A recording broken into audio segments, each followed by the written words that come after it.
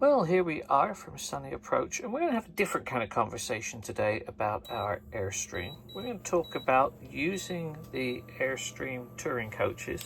We have an Interstate 24 GT 2024 year model, right? Yeah.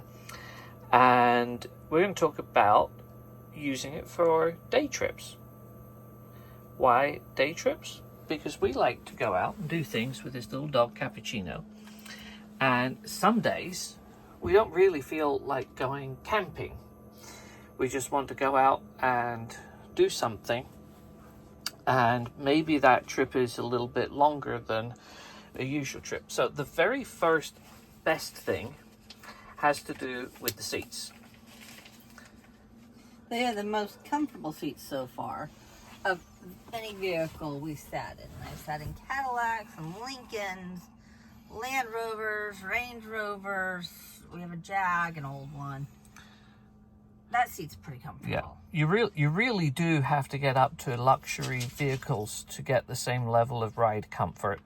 And it's got the heated seats. All of these buttons here let you really adjust the position of each seat to get a really comfortable ride.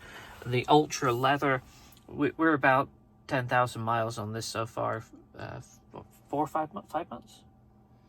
Something like that. Something like that. I They guess really we're haven't. almost half a year, not quite. We got it in what, August? Yeah. August? This even moves forward and backwards. Well, not the cleanest under there, but I guess you can see that we like to have snacks while we're on the road, don't we? Who doesn't? So that is a really big feature. Oh, and of course it has the air ride suspension. And if I crawl down over here, there's a controller down here somewhere. Oh, this little windy We thing. went hiking in Monticello today, so just use This controller here lets you adjust the suspension when you're parked, but if you have the parking brake on, then you can adjust it. If you don't have the parking brake, then you can't. While on the subject of parking brakes, we've been having a bit of a problem with our parking brake. The little cable that senses whether it's on or off comes out every once in a while, so we're going to get Mercedes to look after that. Yeah, that's been painful since day one. Another part of travel comfort, of course, comes from climate control. That So I love. we can set the temperature if we're needing to use cooling from here in the front of the camper. And if you go towards the back, the Timberline system here lets you set heating temperature. So that is an absolute big plus. And it's a real big plus for Cappuccino, because if Cappuccino comes out for a walk and then he gets a little tired, wants to go to sleep, he can do that. And pet friendliness is really one of the best things that you can have. I think it's fair to say that Cappuccino finds this the best vehicle to go traveling in, right? Oh, he loves. Yeah, because you can see out the seats if we're gone. He can sleep on the bed. He has his own drawer for snacks and goodies. He always has water out. He has his own drawer and snacks for goodies. We should show that. In the pantry area, see, we've got food, snacks, extra leash, a couple bits of medicine, those bag things that you have to have. So if you do bring an animal with you, then they can ride stress-free. They don't have to sit on the floor or squeeze themselves in between seats. They can hop up and find their most comfortable spot that they like to be in. Now, number 3 on my list of absolutely great things has to do with what's going on right now. I'm addicted to tea. Oh my God. Well, I'm addicted to coffee. This is true. And so I'm able to have the tea I want, and then hidden away in the pantry is the Jura espresso maker so that the missus can have the tea that she prefers. I have tea with me. Yes. I have that tea in here too. Talking of tea, would you be a dear and undo that? So being able to have tea or food, if you're choosing while you're traveling, is a big deal.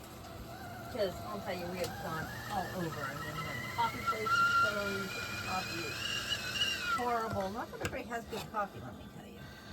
No, they don't. And maybe I'm old, but this tea bag costs about 18 cents. The water costs virtually nothing, and of course on this the electricity comes from solar on the roof. Why on earth do I want to spend $3.95 for somebody to pour that hot water in here when I'm traveling? They'll make it into a latte and they'll sweeten the milk, and then I get to haircut. And then I'm like, go back and fix it, and you're like, no. Yes. And I get so irritated. And so I can have the exact milk that I want to have with me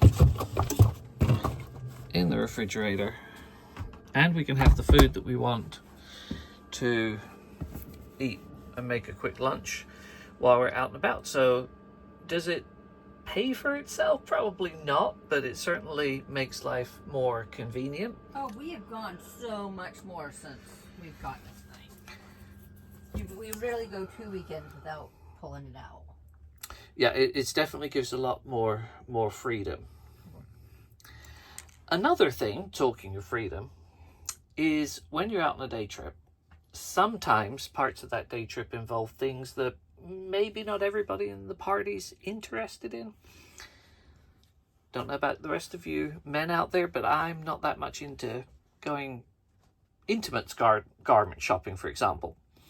And so instead of having to sit in the uncomfortable chairs in a shopping mall, I can come back and I can recline on the couch in the back there, and of course you can adjust the angle of the couch to suit your needs, and the ottoman you can slide in and out too if it's not in a comfortable position for you. Even on that, like last summer when we went to see my parents, my mom wasn't walking well, and there was a thing that we all wanted to go to, and she couldn't go, and she's like, I'll just stay in the car. And nobody enjoyed themselves because, you can't enjoy yourself actually in the car. There's so much that happens in the car.